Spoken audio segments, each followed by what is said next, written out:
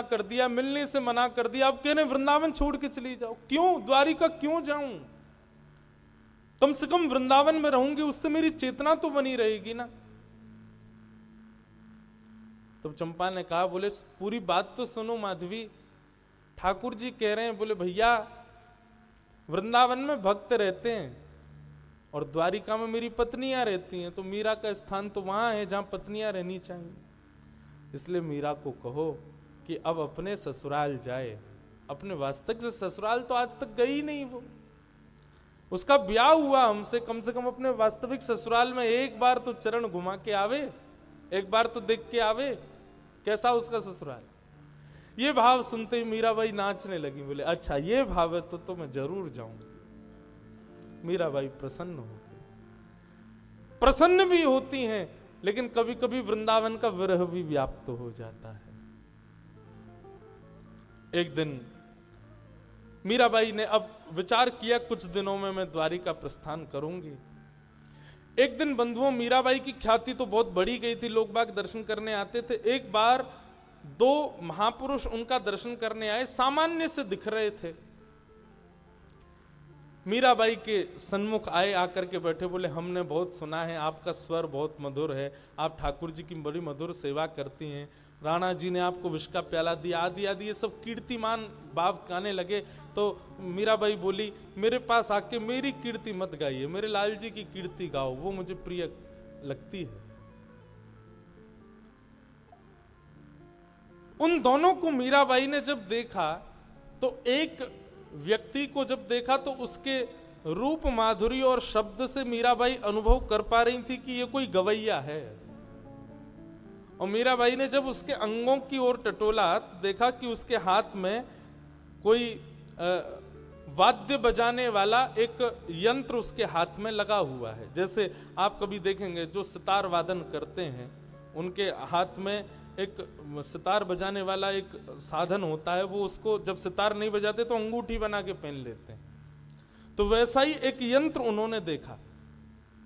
मीराबाई उससे अनुभव तो कर चुकी थी कि ये कोई गवैया आया है और ये निश्चित ही मेरा स्वर सुनने के लिए आया है, मेरी परीक्षा लेने के लिए आया है।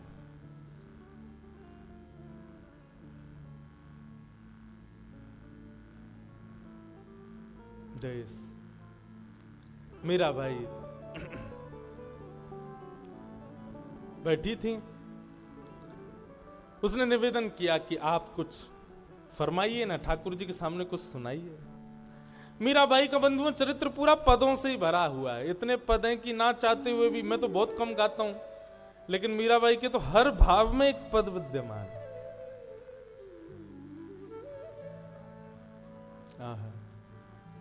मीराबाई से जब कहा कि आप कुछ सुनाइए, मीराबाई ने बहुत सुंदर एक पद गाया। बंधुओं, ये जो दो युवक आए थे, ये कौन थे पता है? एक तो था बादशाह अकबर और दूसरा था तानसेन। ये दोनों छद्म वेश धारण करके आए थे मीराबाई को सुनने के लिए। बादशाह अकबर आगरा में कोई नया किला बनवा रहा था, तभी किसी ने आकर के कहा, बोले आप वृंदावन जाओ, वहां पे मीराबाई आई हुई हैं। और बादशाह का एक नियम था कि ये जो था ना अकबर, इसका बंधुओं, इसके कभी कभी मुझे ऐसा लगता है इस पर वैष्णवों की बड़ी कृपा है, इसने कितने संतों के दर्शन किए। एक बार तानसेन कुछ गा रहा था, तो अकबर बोला, तुमसे अच्छा दुनिया में कोई गाने वाला होगा नहीं, मुझे ऐसा लगता है। तो तानसेन ने एक नदी थी, पोखरा था, जो भी था, उसमें उंगली डुबोई और बाहर निकाल करके एक बिंदु जैसी टपकी नीचे, तो बोले, महाराज मेरा गाना तो इस बिंदु के समान है, मेरे गुरुदेव का गायन तो इस सरोवर के समान है। अकबर बोला, देखो ये बड़ी बड़ी बातें मत करो, मुझे गाना नहीं आता लेकिन सुनना बहुत अच्छा आता है, और मैं ये कह सकता हूं कि तुमसे अच्छा गायक दुनिया में कोई नहीं है। ये तो तुम अपने गुरु की प्रशंसा कर रहे हो जबरदस्ती। तानसेन बोला, नहीं महाराज, आप मेरे गुरु को सुनेंगे तो कुछ कह ही नहीं पाएंगे। कौन है तुम्हारे गुरु? बोले, वृंदावन बिहारी लाल को जिन्होंने प्रकट किया, अनन्य रसिक स्वामी श्री हरिदास जी महाराज मेरे गुरु हैं। अच्छा, चलो हमको उनका गाना सुनना है। तानसेन बोला, कृपा करो महाराज, वो गाना नहीं गाते हैं, वो ठाकुर जी के कीर्तन गाते हैं। तो बोले तो हम सुनना चाहते हैं। बोले महाराज वो आपको सुनाने के लिए कभी नहीं गाएंगे, वो तो ठाकुर जी को ही सुनाते हैं। अकबर पीछे पड़ गया, कैसे भी करके मुझे सुनाओ। तानसेन बोला एक उपाय है। बोले क्या?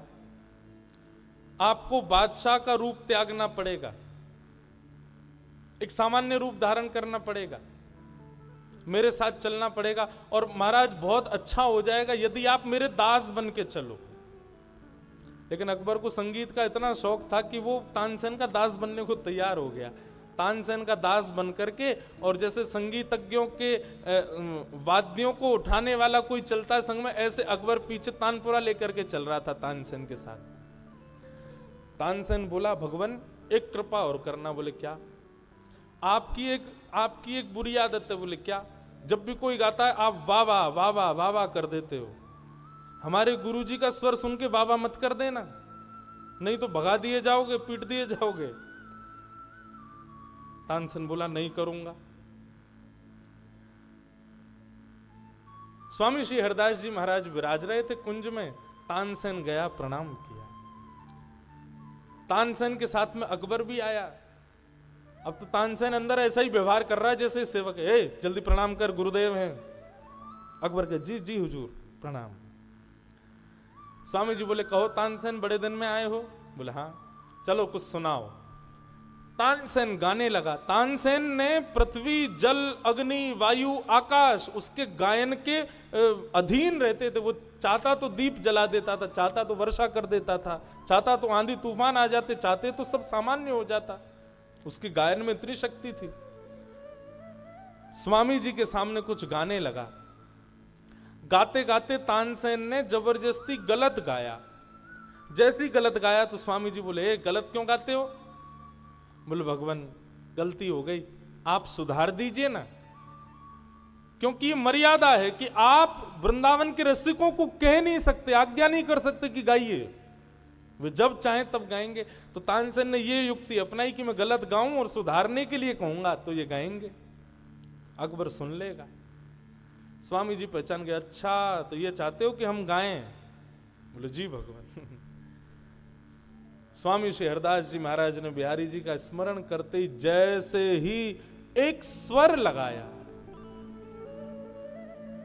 स्वर अलाप करते ही वृंदावन की रज के कण हिलने लगे। आकाश में सूर्य चंद्र एक साथ प्रकट हो गए, मानो जैसे वृक्ष भी कोई चैतन्य बनकर के श्रवण कर रहे हों। वन के भीतर से हिरण, वन के भीतर से हिंसक जीव सब निकल करके आ गए स्वामी जी की ओर, मानो कृपा भरी दृष्टि से देख रहे हों। सबके नेत्र सजल हो गए। ऐसा स्वर स्वामी जी ने प्रकट किया। अकबर के नेत्र बंद हो गए, देहाभिमान शून्य हो गया। उसको तो पता ही नहीं कि मैं सेवक बन के आया हूं, नाटक कर रहा हूं। जैसे ही स्वर सुना, स्वर सुनते ही बोला वाह वाह वाह वाह वाह वाह। स्वामी जी का गायन वहीं रुक गया। बोले कौन है ये, कौन है, और इसने वाहवाही कैसे की? तानसेन बोला बाहर चल, तुझे तो बाहर चल के बताऊंगा। गुरुदेव क्षमा कर दो, गलती हो गई, अपराध क्षमा करो, बालक का सेवक है मेरा। तानसेन स्वामी जी बोले तानसेन छुपाओ नहीं, बताओ ये कौन है। इसके वाह वाह के स्वर में पता चलता है कि ये कोई मुगल है। तब रूप में प्रकट हुआ महाराज शहंशाह हिंदुस्तान बादशाह अकबर आए हैं। कान पकड़ लिए, क्षमा कर दो भगवान, आपका स्वर सुनना था। ये बोले बादशाह रूप में जाओगे तो सुनाएंगे नहीं, इसलिए मैं सेवक बन के आया। स्वामी जी बोले अच्छा हुआ कि तुम सेवक बन के आए, कोई और रूप में आते तो तुमको दंड मिलता। चलो जाओ, कोई बात नहीं।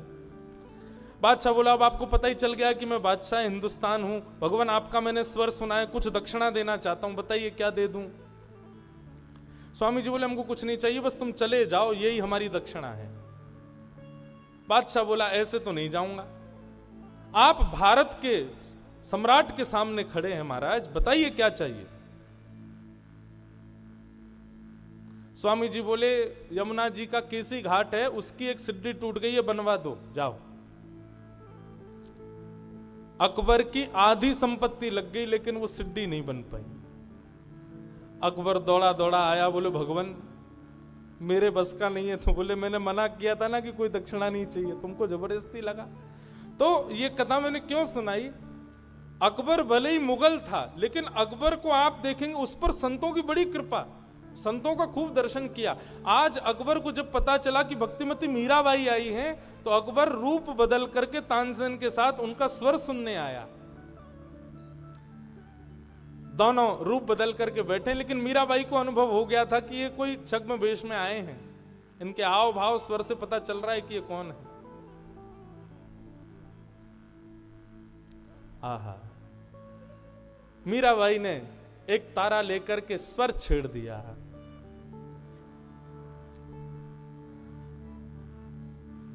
गोकुल रो ब्रजवासी म्हारो, गोकुल रो ब्रजवासी, गोकुल रो ब्रजवासी म्हारो, गोकुल रो ब्रजवासी जग सुहाग मिथ्यारी सजनी, जग सुहाग मिथ्यारी होवा हो मिट जासी, होवा हो मिट जासी, मारो गोकुल रो ब्रजवासी, मारो गोकुल रो ब्रजवासी, मारो गोकुल रो ब्रजवासी। मीराबाई कह रही हैं, क्या कह रही हैं, जग सुहाग मिथ्यारी सजनी। जग में कहते हैं ये हमारे, ये हमारे, ये हमारे, ये सब मिथ्या हैं, हमारे तो केवल ब्रजवासी हैं। और वो भी कहाँ के, गोकुल के वृंदावन के ब्रजवासी हमारे हैं, बस वही हमारे, और कोई हमारा नहीं है।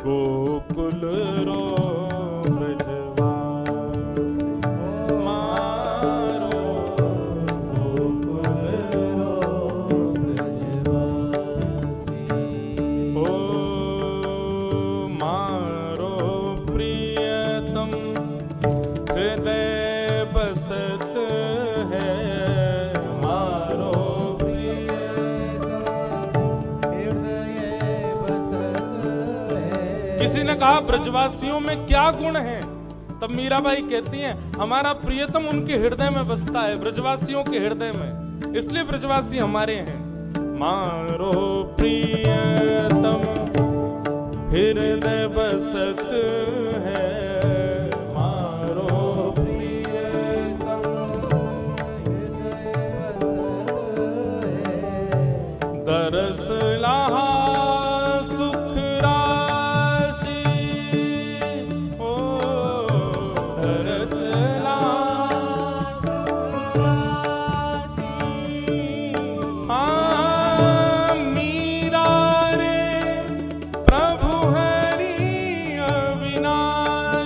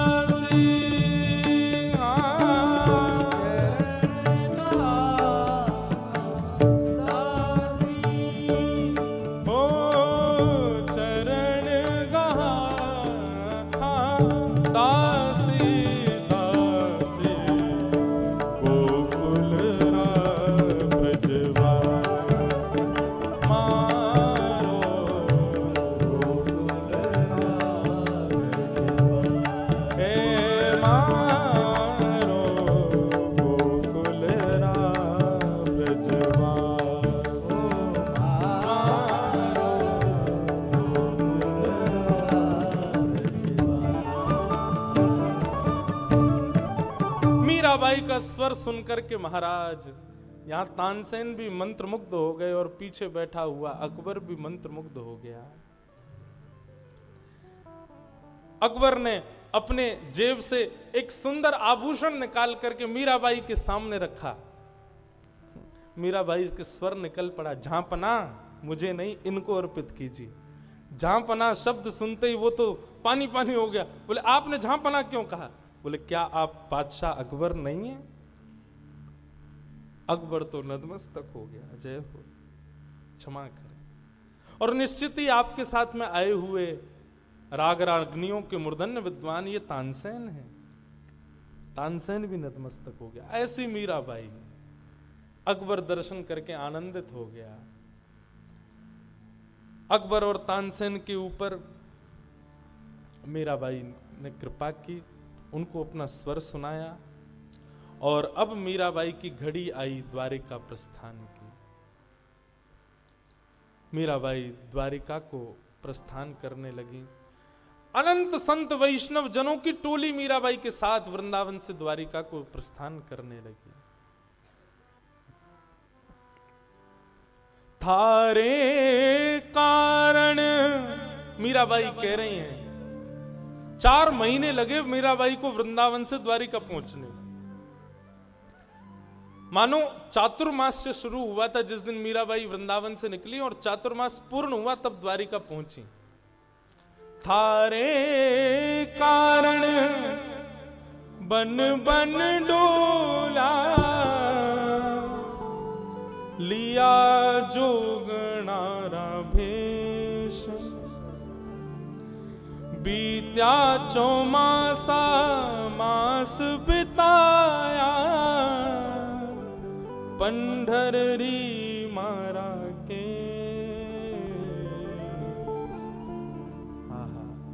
मीराबाई 4 महीने चलते चलते आनंद कीर्तन करते हुए द्वारिका पधारी। द्वारिका में आकर के मीराबाई जहां भी जाती है वहां उनको श्याम सुंदरी दिखते हैं। जैसे ही द्वारिका में प्रवेश किया मीराबाई को रुक्मणी जी दिखने लगी। मीराबाई जी को साथ में जामवती, सत्यभामा, ये सब भगवान की पटरानियां मीराबाई का स्वागत कर रही हैं। ऐसा मीराबाई को प्रतीति होने लगी। मीराबाई ने जैसे ही द्वारिका में प्रवेश किया, द्वारिका के मुख्य द्वार पर मीराबाई की सासू मां, कौन? देवकी और वसुदेव दोनों खड़े, और दोनों ने खड़े होकर के जैसे एक नव बहू का स्वागत होता है वैसे ही स्वागत किया। मीराबाई को सब अनुभव हो रहा है। कैसी मनस्थिति मीराबाई की। सब जगह दर्शन करती हुई, सब लोगों से, ठाकुर जी के प्रियजन परिजन सबसे मिलती हुई मीराबाई द्वारिकाधीश का दर्शन करने गई। जैसे ही मंदिर में प्रवेश किया, मंदिर में प्रवेश करते ही मीराबाई ने सामने देखा, मारो मन हर लीनो रण छोड़। आहा, जैसे ही द्वारिकाधीश का दर्शन किया मीराबाई गाने लगी, मारो मन हर लीनो रण छोड़। मोर मुकुट सिर छत्र विराजे, कुंडल री छवि ओर, चरण पखारे रत्ना नाकर, री धारा गोमत जोर। ध्वजा पताका तत तट राजे, झालर री झकझोर। भकत जनारा काज सवारिया मारा, प्रभु रण छोड़। मीरा रे प्रभु गिरधर नागर, कर गयो नंद किशोर। मीराबाई गाने लगी। पूरा द्वारिका झूम गया मीराबाई के आते। मीराबाई द्वारिका में रहने लगी। द्वारिका में भी संत जनों के पास जाकर के मीराबाई खूब सुख से विराजती। कई वैष्णव जन आते, अपने हृदय के प्रश्न संशय लेके आते, पर मीराबाई को देख के सबके संशय अपने आप समाधान हो जाते। इस प्रकार मीराबाई सब जगह सत्संग की प्रवाह से सबको आनंदित करने लगी। एक दिन मीराबाई को बहुत विरह वेदना हुई। इतनी विरह वेदना हुई कि एक द्वार पर एक जोगी आया। अलख निरंजन सेवकों ने देखा कि आइए भगवान पधारिए। बोले हम मीरा का दर्शन करने आए हैं। बोले हमारी बाई साहब तो अचेत पड़ी हैं, अस्वस्थ हैं। बोले ले चलो मुझे उनके पास। जैसे ही उनके पास लेकर के गए बंधुओं, श्याम वर्ण था, एक साधु के वेश में आए थे। आकर के मीराबाई के सिर पर जैसे ही हस्तकमल पधराया, हस्तकमल पधराते धीरे धीरे मीराबाई को चेतना आने लगी। आकर के जैसे ही देखा, साधु को देख करके कहने लगी आप कौन? जोर से साधु हंसा। हंसी सुनते ही मीराबाई बोली ये हंसी तो मैंने कहीं सुनी है, ये हंसी तो मेरे कानों में गूंजती रहती है। श्याम सुंदर। जैसे ही श्याम सुंदर कहा, बोले अरे हम श्याम सुंदर नहीं है, आपकी तो दृष्टि ऐसी हो गई है, जिसको देखती हो श्याम सुंदर ही दिखते हैं आपको। हम श्याम सुंदर नहीं है, हम तो साधारण संत हैं। नहीं नहीं, आप श्याम सुंदर हो, आप निश्चित श्याम सुंदर। अरे हमारा वर्ण देख के आपको लग रहा होगा हम श्याम सुंदर नहीं है। मीराबाई की दृष्टि अब ऐसी होने लगी, वो जिसको देखती है उसमें श्याम सुंदर का एक गुण भी होता है। कोई रूप से भले ही सांवला ना हो, लेकिन नेत्र थोड़े से कटाक्ष हो, श्याम सुंदर। किसी की चाल थोड़ी सी बाकी हो तो ये श्याम सुंदर, घुंघराले केश हो तो वो भी श्याम सुंदर, श्याम वर्ण का कोई दिख जाए तो ये भी श्याम सुंदर। सब जगह जैसे जैसे भक्ति के रूप प्रकार श्रीमद् भागवत में बताए गए बंधुओं, एक एक करके समस्त प्रकार मीराबाई में प्रकट हो गए।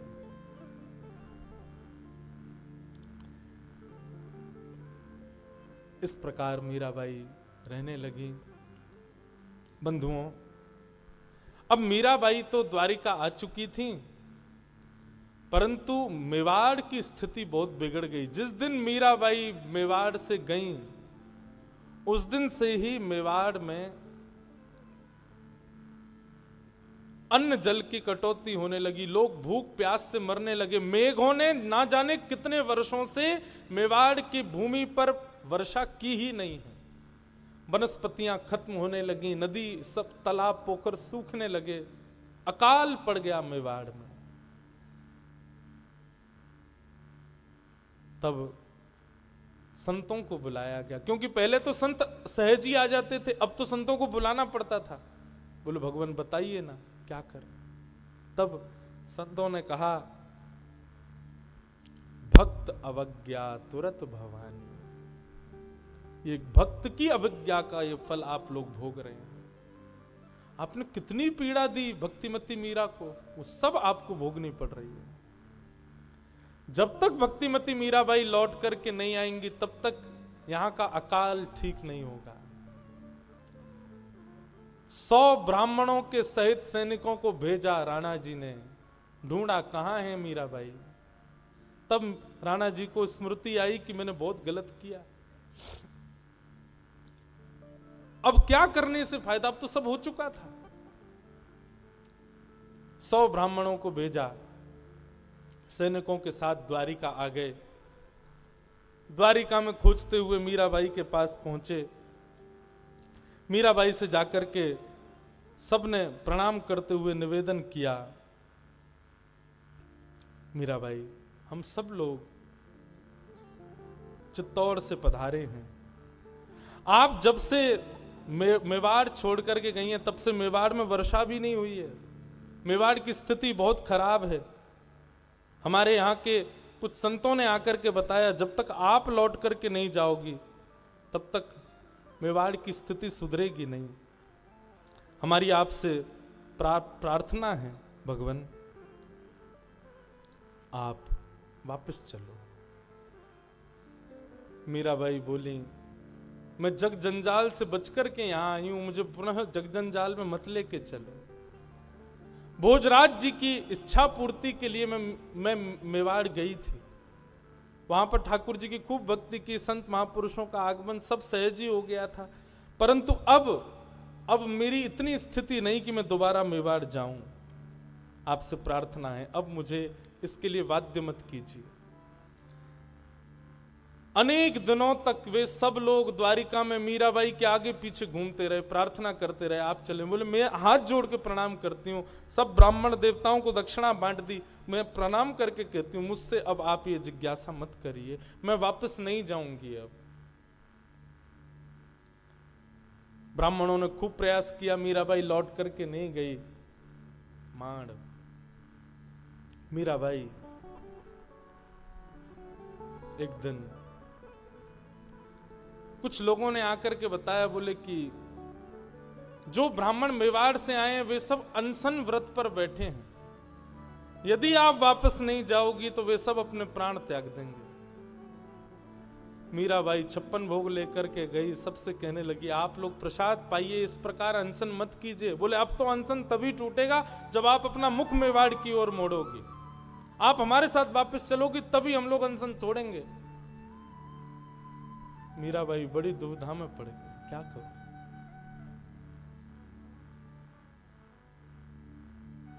मीराबाई बोली अच्छा मैं द्वारिकाधीश से आज्ञा ले लूं, वे यदि आज्ञा दे देंगे तो मैं चल दूंगी। ठीक है, कब? बोले कल सवेरे राजभोग का दर्शन करने में आऊंगी और उस समय द्वारिकाधीश से आज्ञा लूंगी। बोले हमको कैसे पता चलेगा आज्ञा दी? बोले मैं पद गाऊंगी, पद गाते ही कुछ ना कुछ होगा और मानो द्वारिकाधीश आज्ञा दे देंगे तो मैं निश्चित चलूंगी, मुझे कोई आपत्ति नहीं। मीराबाई अगले दिन पधारी, भीड़ लगी है द्वारिकाधीश के मंदिर में, पुरोहित खड़े हैं, पंडा खड़े हैं, पुजारी खड़े हैं और यहां मेवाड़ से आए सैकड़ों ब्राह्मण खड़े हैं और सबके बीच मीराबाई पधारी। मीराबाई जैसे ही भीतर जाने लगी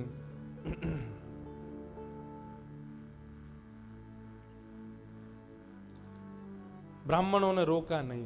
पुजारी जी से कहा कि मैं भीतर जा सकती हूं, ठाकुर जी से कुछ चर्चा करनी है। सब ने मार्ग दे दिया।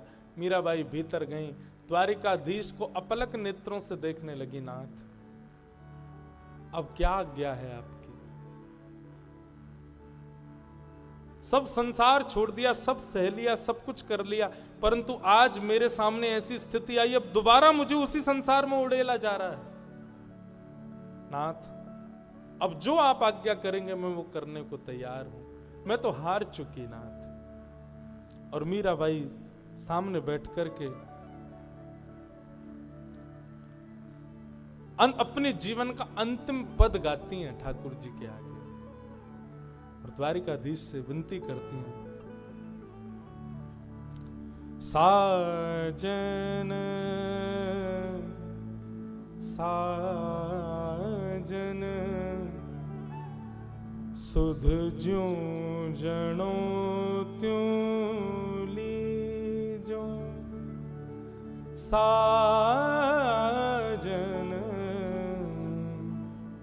सुध ज्यों जनो त्यों लीजो,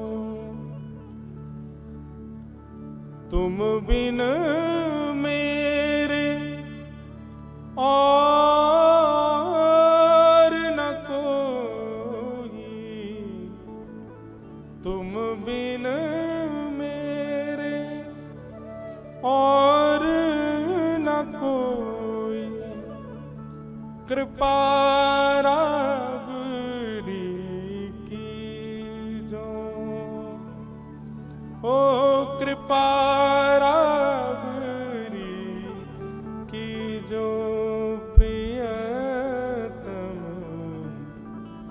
सुध ज्यों जनो त्यों लीजो, साजन सुध ज्यों जनो त्यों लीजो। दिवस न भूख रैन नहीं निद्रा, यूं तन पल पल छीजे,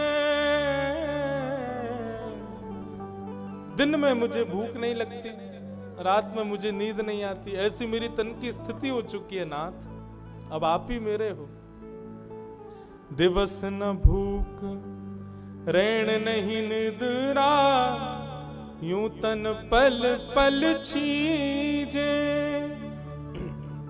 मीरा रे प्रभु गिरधर नागर, हे मीरा रे प्रभु गिरधर नागर, मिल बिछुरन मत दीजे,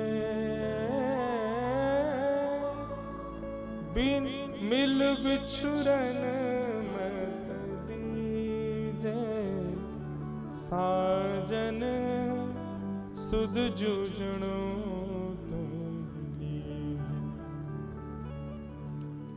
मिल बिछरण मत दीजे मीरा के प्रभु गिरधर नागर मिल बिछरण मत दीजे मिल बिछरण मत दीजे मिल बिछरण मत दीजे। ये पंक्ति बार बार मीराबाई गाने लगी। अब आप मिल गए हो, अब मुझे अपने से दूर मत करो नाथ। ज्यों ज्यों मीराबाई ये पंक्ति गाने लगी, 4 बार तो मीराबाई ने इस पंक्ति को गाया। जैसे ही 5वीं बार गाने लगी, मिल बिछरण मत दीजो, आधी पंक्ति ही हुई थी, अपने आप द्वारिकाधीश मंदिर के घंटे घड़ियाल बजने लगे, पड़े पड़े शंखों में अपने आप ध्वनि प्रकट होने लगी, अद्भुत तेज पुंज द्वारिकाधीश के रूप में प्रकट होने लगा। सब लोगों की आंखों के आगे मानो एक दैदीप्यमान सूर्य प्रकट हो गया हो। सब लोग अपने नेत्र छुपाने लगे। इतने में ही चतुर्भुज रूपधारी द्वारिकाधीश 4 भुजाओं से प्रकट हो गए और प्रकट होकर के मीराबाई को अपने हृदय से लगा करके अपने अंक में भर करके स्वयं में ही विलीन कर लिया। बोलो द्वारिकाधीश की। देखते ही देखते भक्तिमती मीराबाई का सुंदर वो यौवन, सुंदर वो स्वरूप द्वारिकाधीश में जाकर के विलीन हो गया। प्रियतम ने आकर के अपनी प्रियसी को आज स्वीकार कर लिया। घंटे घड़ियाल बज रहे हैं, शंख अपने आप बज रहे हैं। सब लोग देखने लगे, क्या हुआ क्या हुआ क्या हुआ। एक क्षण के लिए प्रकट हुआ वो प्रकाश, एक क्षण में ही अंतर ध्यान हो गया। स्वयं द्वारिकाधीश सामने प्रकट हो गए, द्वारिकाधीश अपने रूप में परिवर्तित हो गए।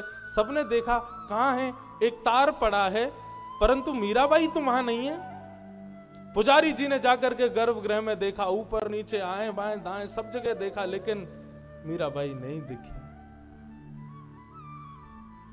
सब लोग हाँ नाथ हाँ नाथ हाँ नाथ कह करके इधर उधर खोजने लगे, कहां है मीराबाई। तभी एक वैष्णव की दृष्टि ठाकुर जी के वक्ष पर पड़ी। तभी देखा मीराबाई ने जो वस्त्र धारण किया था, उस वस्त्र का एक छोड़ ठाकुर जी की छाती पर दिख रहा है। सब लोग हाथ जोड़ करके घुटने के बल द्वारिकाधीश के सामने बैठ गए।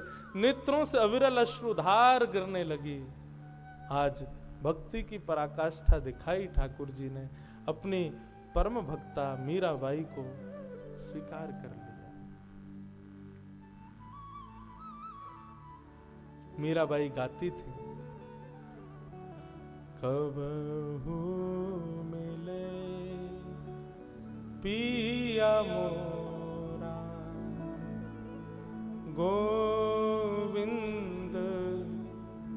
कबहू मिले पिया मोरा,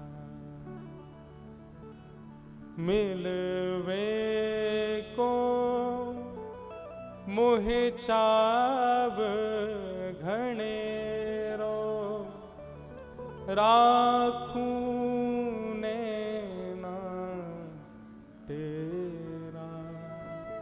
गोविंद, कबहू मिले पिया मोरा। आज वो घड़ी आई, द्वारिकाधीश ने भक्तिमती मीराबाई को स्वयं में विलीन कर लिया। और आज वही ठाकुर जी का रूप डाकोर जी में विराजमान। कथा सुनी थी ना, एक वैष्णव ले गया था ठाकुर जी को डाकोर जी। ऐसा कहते हैं कि डाकोर जी के चित्त में, वक्ष में आज भी वो वस्त्र का भाग दिखता है जो मीराबाई जिस रूप में विलीन हुई। ऐसी भक्तिमती भक्ताग्रगण्य मीराबाई को हम बारंबार प्रणाम करते हैं। बोलो भक्त वत्सल भगवान की, द्वारिकाधीश की, राजा रण छोड़ राय भगवान की, गिरधर गोपाल की, राधा रमण लाल की, श्री राधा वल्लभ लाल की जय जय श्री भक्तिमती मीराबाई के ये भाव गांधी धाम में कहने का अवसर प्राप्त हुआ। आप सबके चित्त में विराजमान हमारे गिरधर लाल जी के चरणों में अपने इस 4 दिवस के भाव को हम प्रस्तुत करते हैं, अर्पित करते हैं। इन 4 दिनों में किसी भी प्रकार का वाणी का कोई भाव यदि अनुचित लगा हो तो उसके लिए हमारी बाईसा से क्षमा मांगते हैं, परंतु निश्चित ही ये भाव सदा हमारे चित्त में विराजमान रहे। बाईसा के सुंदर भावों को हृदयस्थ करते हुए हम भी बंधुओं इस स्थिति में आना तो हमारे लिए मुश्किल है, परंतु कोई काम दुनिया में मुश्किल नहीं है जो करते रहोगे यतन धीरे धीरे। यदि किसी के भी चित्त में ये भाव आता है कि हमको भी ठाकुर जी का साक्षात्कार करना है तो बाईसा को भजना प्रारंभ करो, बाईसा के पदों को गाना प्रारंभ करो और उसी भाव से गाओ जिस भाव से मीराबाई गाते हैं। निश्चित है ठाकुर जी की कृपा हम आप सब लोगों पर जरूर बरसेगी। आइए भक्तिमती मीराबाई के इस मंगल प्रसंग को वृंदावन रसामृत पद गा करके हम आप सब लोग आज विश्राम करते हैं। श्यामा हृदय कमल सो प्रगट्यो, श्यामा हृदय कमल सो प्रगट्यो, श्यामा हृदय कमल सो प्रगट्यो, श्यामा हृदय कमल सो प्रगट्यो, और श्याम हृदय कुभार वृंदावन